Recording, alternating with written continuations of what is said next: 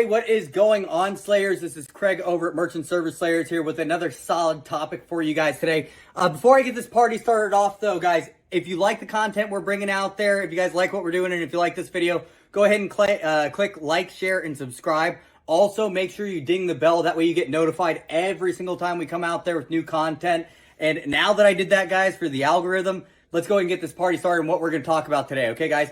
So what we're going to talk about today, because we do a lot of videos on like the questions that we ask, but we never really cover why we ask these questions. And so I want to help you guys formulate a way to go ahead and develop your own questions that you ask merchants while you're out there in the field. This is exactly how I go ahead and develop the types of questions that I'm going to ask, or the types of questions that my sales agents are going to ask, or our sales managers are going to ask, right? So it has to do with, first off, a couple of different things. We're trying to discover issues and value, okay? Now, with both of them, we're actually going to be asking very, very, very similar questions.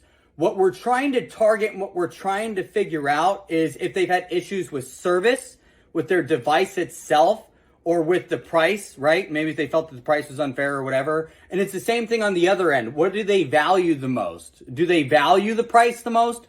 Do they value their device and what it does for them the most? So, you know, is this going to be a POS technology sale? Or do they value service more than the device itself or the price itself, okay? Now, that's kind of like your starting ground. That right there, you're going to have to figure out what's most important to your customers and also what issues they've had in the past. What this is going to do is it's going to help you, first off, with the issue side of things. It's going to help you go ahead and avoid sounding like the last person that made mistakes, right? So if the last person said, you know, price-wise, I'm going to save you guys $1,000, then they got their bill and it's actually cost them $100 more, right? You wouldn't know that if you didn't ask a question about that. So one of the questions that I might ask is, hey, have you ever, have you switched your processing before? If so, what was your experience, right? Get them to talk a little bit. What was the reason why you switched? Oh, you switched because of price? Okay, did you notice a difference because with your price changing? Did they actually follow through with what you thought your price was going to become? That's exactly how I would formulate that question to figure out if they've had an issue with price, right? Now, you can do the same thing with service. If they've had an issue with service, how are you going to find that out? You obviously have to ask questions, very similar.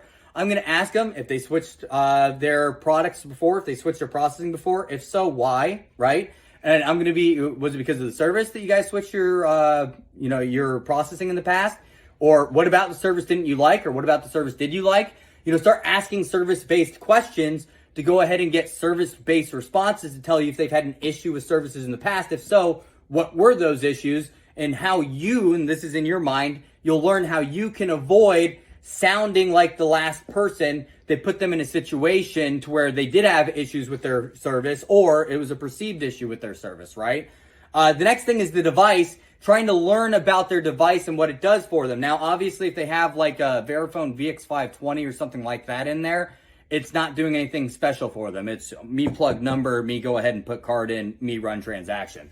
That's all that is, right? So you can discover, if that's a problem for them. Or, big key for me when I'm looking at this, I've been into plenty of mini marts that have multiple devices off to the side, but they have a POS station right there too that has all their products in there. So instantly I'm going to ask them, hey, why do you have your setup like this?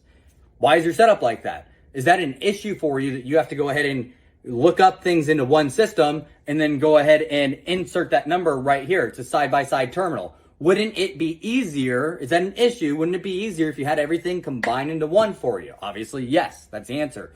That's how you can figure out issues there. Now, value is another thing, and it's honestly the exact same types of questions. You want to learn what they value more. Is it going to be, again, the price, the device, or the service, right? Is their time important to them? If so, start thinking, how can I save you time with this device, right? So what are some questions that I could ask that would help them save time with the device if time's an issue, right? Well, I could clock in their employees on it. All their inventory could be on there. It can have all their reporting on there. It could automatically forward everything over to QuickBooks. These are things that I can start pressing on to see if there's any value in it for the merchant themselves, right? Same thing with pricing, okay? Is there a question that I can ask? Obviously there is. on why pricing would be important for them. Okay, well, obviously pricing is important to everybody, but not normally if it's sacrificing the device itself or the service that they're getting. But does this person have like a pressing issue right now to where if I start pushing on pricing, that there's going to be a massive value right there for this merchant? Maybe they're behind on some of their bills. Maybe their costs have gone up and they have to find ways to stay competitive without completely raising their pricing up, okay? We do cash discounting. Go Free Payments is our company. So that's an angle that we take all the time when price is something that's important for a merchant, right? Without sacrificing service and sacrificing, you know, what the device can do for them, okay? Same thing with services, guys. If the last guy ditched out on them, that was an issue that they ran into.